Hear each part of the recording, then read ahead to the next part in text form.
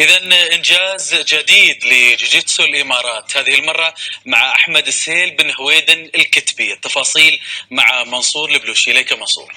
شكرا حامد. وبالفعل إنجازات رياضة الجوجيتسو تتواصل، والدور هذه المرة على لاعب الإمارات أحمد سهيل بن هويدن الكتبي الذي تمكن من الفوز بالميدالية البرونزية في بطولة العالم. أهلا بكم في الموجز الرياضي.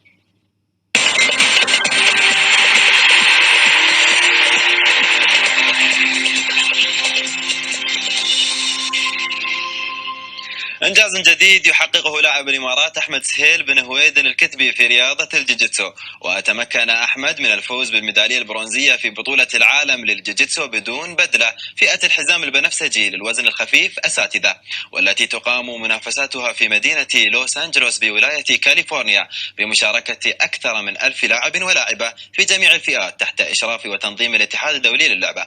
ويأتي هذا الإنجاز بعد إنجاز الشيخ طارق القاسمي الذي حقق فضية الوزن فوق الثقيل لفئة الحزام الأسود.